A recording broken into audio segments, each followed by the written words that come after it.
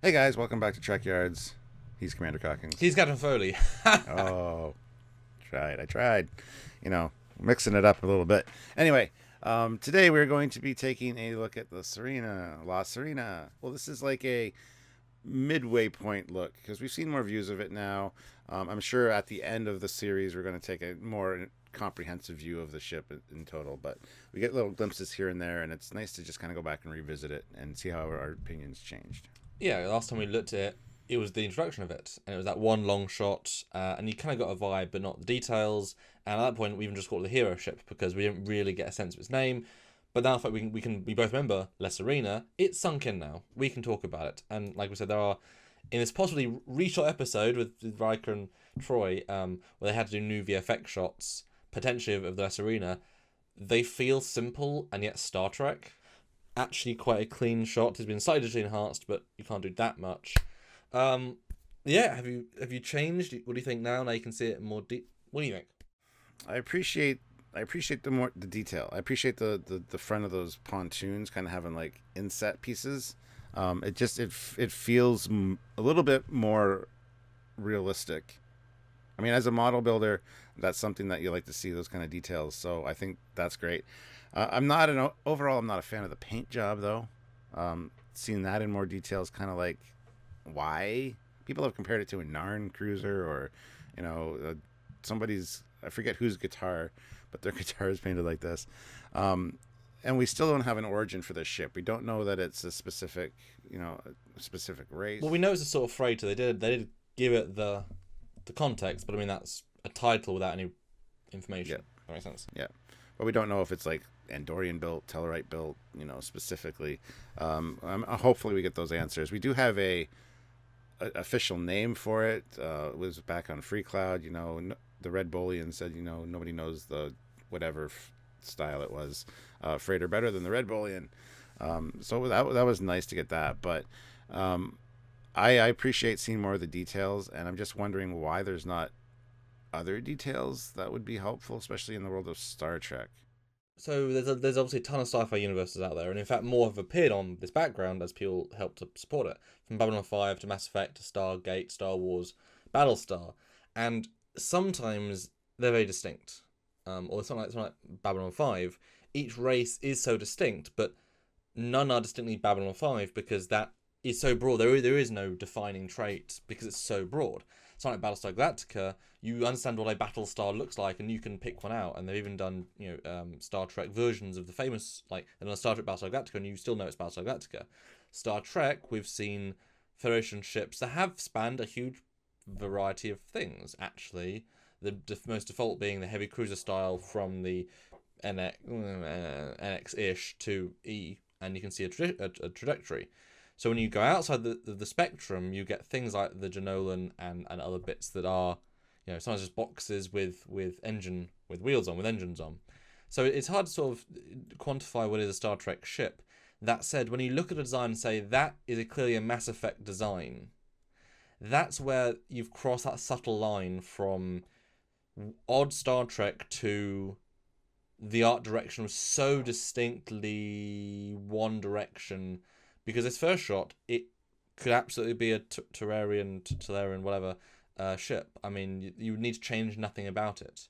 Nothing about this shot speaks Star Trek universe. There's simple things you could, should, and would do. And I think I've said to you before that I think one of the things that was changed, potentially, as we know, things get changed in post, change, whatever. I think those two side pods originally had warp coils, and they were the warp engines, and they were removed because the directors wanted to make it look less Star Trek. And that one difference would have made a massive difference. Those blue glowing grills, all the difference, And yes, there's more detail in the model than we thought originally, but it is definitely a Mass Effect ship. And it looks fine, but like I say, it'll be the least memorable hero ship. It'll be the least bought. It'll be the least posted. It'll be the least... Discovery is recognizable. This is not. Yeah, and now when you say side pods, do you mean just the extensions that go up front, or the little actual side pods on the side that look like they rotate down? The actual side pods. If you go to picture 2 now, you can kind of see the distinction. But yeah, those two side pods, if they had red facades and blue glows, that would go a long way to give it that simple Star Trek feel that it kind of needs. No, I totally agree. And you can tell those are meant to be articulated. So They could fold underneath. They could fold up the side. They could fold just straight down, and have different configurations. Now, the other thing about Star Trek ships is generally the Blizzard collectors, the chiller grills, or the warp grills, sorry, and then deflectors generally. Not always. Miranda, yeah, but there's an answer for that. Anyway. Yeah, 80%, 85%. Yeah. So there's nothing visibly here deflector. A lot of people have said those side glowing elements are. I prefer to think of those as like cargo loading bays almost. Would make sense because it's a cargo ship, even though there's not a lot of cargo room, at least that we've seen. I mean, there's nets along the side on the upper level and the lower level, but the lower level seems to be the back is the sick bay, the middle's the mess hall, the front is the holodeck. The front's the holodeck, and yeah, there's rooms along the side of upper and lower, I think. There's no real clear definition on what's what in this ship, even though it's a pretty simple set. And also they built it all, so they should have a very distinct floor plan. So I think the Discovery had deflector slits, lines, glows. I could buy that these glowing blue are deflector. I wish they had a bit more detail to them. I could buy it was 2 sub-deflectors. That's interesting, that's fine. But with the second shot, you can see inside one, which we haven't been able to do before, and you can see looks like they are shuttle bays of some sort, very much so. But one thing that we're seeing in a series that the Sirena is clearly a people carrier, or like a few boxes. It hasn't got cargo space. If each person has crew quarters, that's most of the ship already taken up because the crew quarters are pretty big. Massive a mess hall. I mean, you could put boxes anywhere, but I mean, there's no like massive cargo bay. Even like the Firefly got a massive cargo bay. And in these side spaces, which you could probably argue were the closest, if you look at how big that window is, I mean, you couldn't even fit a work bee flying in that. I mean, they're very small, which takes away the functionality aspect. You can fit 6-8 people, you have all the crew quarters, you have space if they want to bring, some furniture, some whatever in the middle. But it's a small ship. No, I totally agree. I would love them to be shuttle bays, but the ship would have to be scaled up. And unfortunately, we've seen through that front window way too often and know this is the relative size compared to everything else. Unless people are going to say, oh, well, the window magnifies things, so they're actually a lot smaller in there. I can see people making that argument, but I personally don't buy it. Interestingly enough, in this last episode, episode 7, when they're trying to outrun Narek, the big glowy thing behind the transporter pad, I don't know if you noticed, but when they sped up, it got brighter. So it is direct relation to what's going on with the engines, which I thought was an odd choice. I thought it was more for the transporter system, like the lateral vectoral transporters that they used on the Shinzo kind of tie-in, but... No, well, there is pictures for that. But let's go to picture 3, we'll dial back. So this was a picture that was released after our last review. This was released on Instagram by Michael Chabon and gives a very clear look of the ship. Yeah, I mean, it's easily understandable, at least. Or I think the 2 back points, again, make me think Mass Effect, and this view especially, Cylon Raider. You cut off the 2 side pods and it would be incredibly feeling the same. Well, next picture's at warp though. In this one you can just see the landing legs, which is kind of hard to notice, and some back detail. No visible interior aft torpedo launchers, maybe. It just kind of shows some detail. I still don't like how many glows there are. It's clearly non-functional. They're just glows. There's no thought behind them. They just glow. That's not how Trek ships look. Any of them. So it's a bit disappointing. But yes. Then you talked about. Now this is where we get into the. Oh really? This is from an effects breakdown that came out, and thoughts. A lot of detail that you don't see for sure. Interestingly enough, though, if you notice those side pods, there's a distinctive shape in there, very similar to the Ferengi symbol logo. I wonder if this is a Ferengi design ship. Who knows? I mean, red and Decora is a reddier color. A remarkable level of detail here that I didn't even know was here. So this is actually really impressive. Although, doesn't it make you a little bit sad because none of this comes across on the screen? Yep. It absolutely does. Someone modelled this, and it looks like the most basic ship. And also, you really, like, you look at it, you know, these are just Greeblies for Greeblies' sake. No one has designed these Greeblies. You know, look at those side engine pods, all those little lines, and none of that makes any sense. None of that means anything. You know, you can feel it. It's a Star Wars greebled up show. But next picture, though, is it lit? And as soon as you... This is the pre-glow version. And already you can see those side engines. Now it's been lit. All the details now has become a glow element. Like, again, there's no logic, there's no thought in it. And all the... Like, it's just... Oh, my goodness. Especially if you switch back and forth between them to see the comparison. It's like, damn.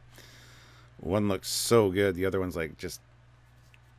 I didn't even know that was there. I mean, it just looked like a glow, you know? Very odd thing. But one thing that is cool, though, is the next picture is a behind the scenes. They did build the set practically on a blue screen, which I found kind of interesting because normally they do green screen. And you can see they do actually have this open bridge, and then they put the front of the ship in post. But they do have physical space to. But this one you can definitely see the physical arrangement of the windows and get a sense of that really from this one. And the next picture is it with all the digital bells and whistles added. Just to give you a sense of scale. So it is. I mean, it's a pretty big cockpit. I mean, maybe you could fit it work being the side pods. There's definitely a lot of wasted space. The next picture is what we're talking about. Yeah, we did get a distinct thing where they go to warp and these things glow. So this is the warp core, visible something. I appreciate the detail. We kind of figured it might have been. Up to this point, there's been no correlation between what the ship's doing and these glows. They're always bright. And also, in one of the interviews, you can see there's quite a few glows. Some of them like go vroom, vroom, vroom, vroom. Like very, it's like almost like the bulbs are broken. They're just like sort of restarting. But it's in the show too. Like a couple of them just sort of like slight glow, like 15%, 20% brighter, like in part of the circle. Very strange. But yeah, but at least there's some detail there. And I will give them credit. This next shot, you get to see the entire bridge. And the jumping to warp effect was nice. I appreciate it. It's sort of still Star Warsy, but it also reminisces of Trek. I guess they decided not to have any holograms on any of the sides. They did them for like one episode, then haven't done them again, or 2 episodes. I don't know why they would need them personally, but hey. I mean, how much better does it look? It looks a ton better. It's cleaner. It's neater. It doesn't, you know, it's unnecessary to have them. Last picture, the first picture, is the overall view. So Stuart, now we've had like 4 more episodes. What do you think? Any different outlook? I will get the Eagle Mouse model for this one, but I probably won't display it or enjoy it, but I'll have it For John's sketches. Yeah, exactly. This is one that it is growing on me a little bit. It's getting more character now that it has a name and all this kind of stuff, but it just doesn't feel Star Trek, and that's the biggest flaw with it.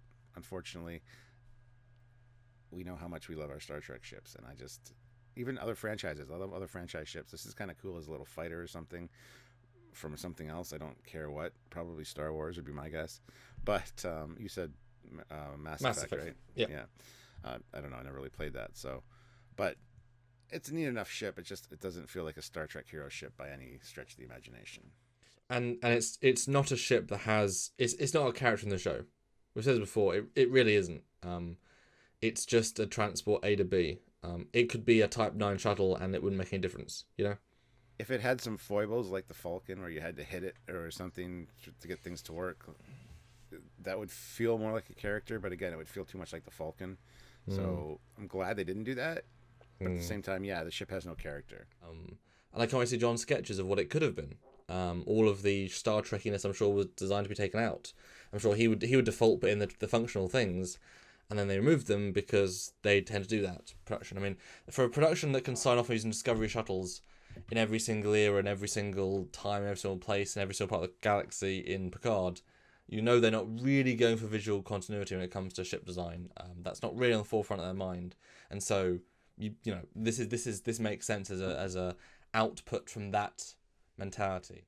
But hey, it's not bad. It's just not good. What did you think of this ship? Let us know in the comments down below. Don't forget, as always, to like the video, subscribe to the channel, and make sure that you click the notification icon so you get notified every time we upload, because we do that quite often. We do a lot of lives every week, which is a great way to join the community and help us out as well. Have your voice heard, just like the comment section down below. So you can join us for those, and that helps us in a number of ways. Mm-hmm.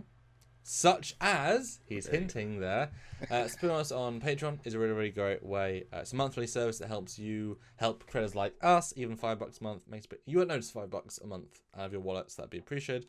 Or if you're a regular joiner of our lives, we do them every single week, and we love talking to our community. It is one of the best parts of this job. You get to join, it's called Join, the YouTube channel with us and support us each month.